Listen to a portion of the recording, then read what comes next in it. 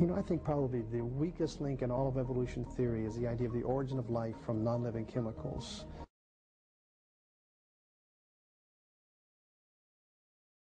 It's probably easier to get from a cell to a person than it is to get from chemicals to life. The gap there is just so incredibly large.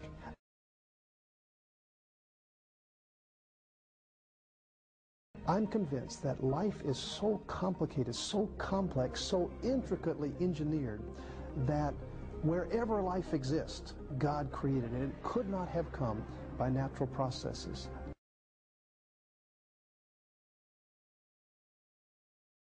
Life comes from a creator, and that creator tells us that he created life here on earth. Here we see it, unimaginably complex. It must have been created.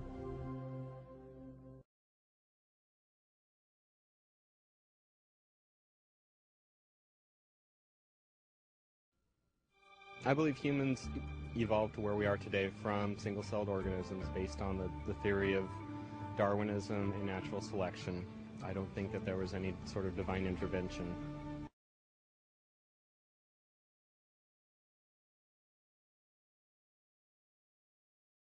I believe evolution is pretty much a proven theory.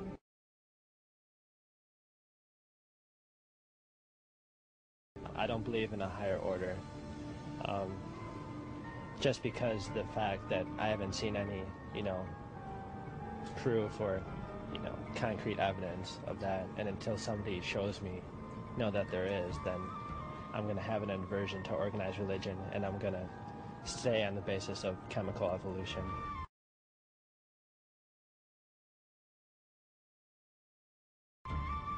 No life is simple.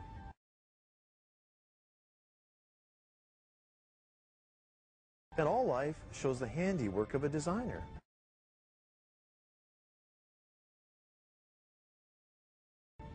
Scientists know this, yet many believe in chemical evolution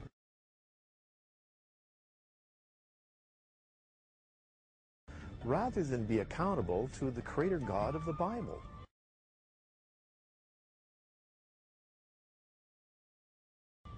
Next, we will examine the evolutionary view that simple life has evolved into complex life.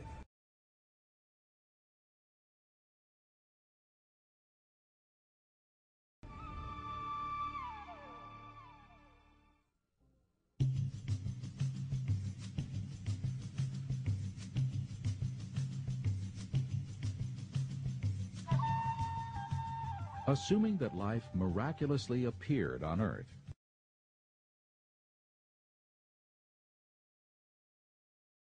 is it possible that single-cell life evolved to become all the complex plants and animals we see today?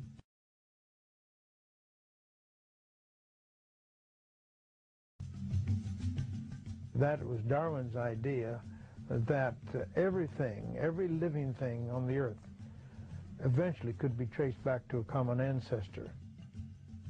The thing that Darwinists believe is that life, that all the species on Earth have evolved by a process of spontaneous genetic mutation, that's a spontaneous change in the DNA, which is the program for every living thing, coupled with natural selection, the survival of the fittest. The extraordinary thing is that although the theory has been pretty well accepted universally for over a century now, there is absolutely no direct evidence to support it at all.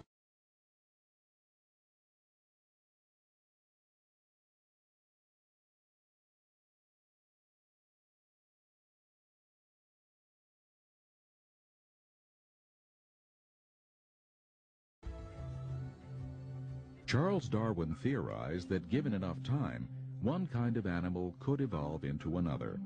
This is the basis for the evolutionary tree of life taught in biology. Yet Darwin himself acknowledged the lack of transitional fossils in the rock strata.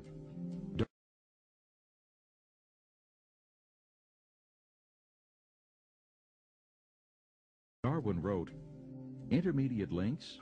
Geology assuredly does not reveal any such finely graduated organic chain, and this perhaps is the most obvious and serious objection which can be urged against the theory."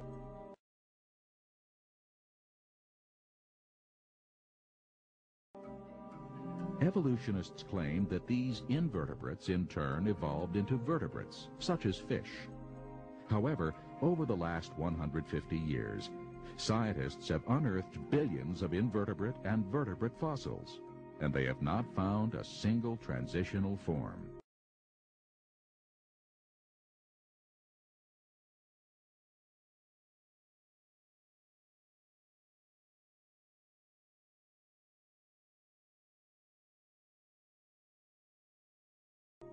Now, the fact that we have no ancestors for the fishes, the vertebrates,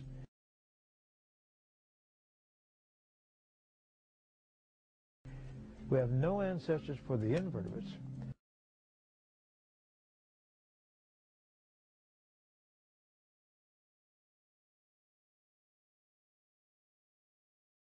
means that we didn't have any ancestors.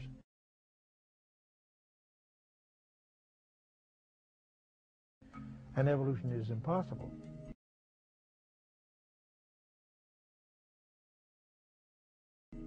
A study of the geological record confirms that the major groups of animals each appear abruptly and fully formed.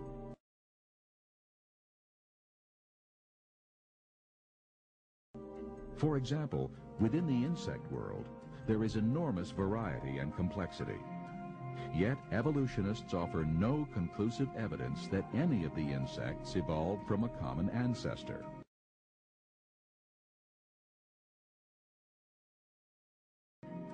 The same problem exists for all of the great variety of amphibians,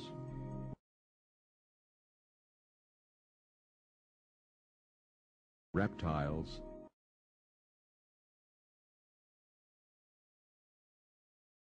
and mammals.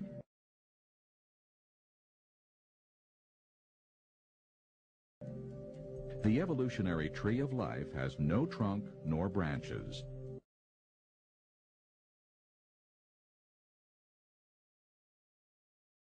Therefore, all of the implied intermediates are only blind speculation.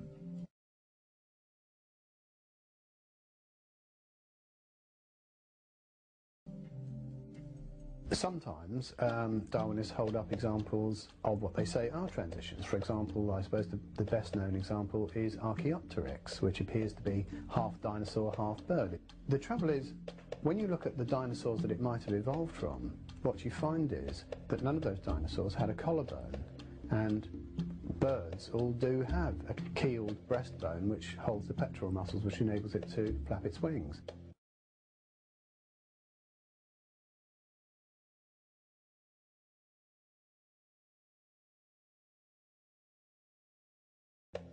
It has been claimed in the past that Archaeopteryx was really nothing more than a feathered reptile.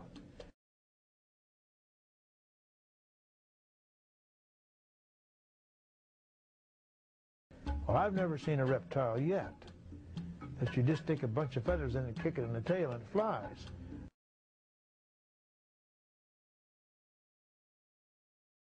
No, Archaeopteryx flew.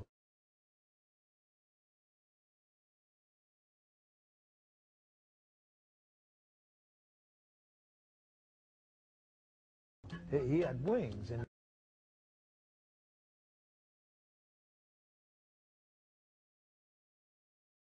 certainly wasn't a feathered reptile. As a matter of fact, I have an article here before me, published in March 1996 in the Journal of Vertebrate Paleontology, and the authors say this: the avian features of the skull demonstrate that Archaeopteryx is a bird rather than a feathered, non-avian archosaur.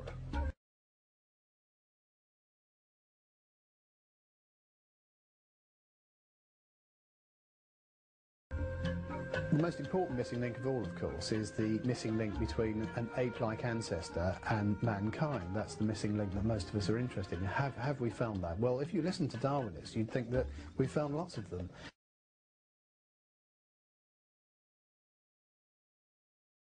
In fact, the evidence really isn't there at all.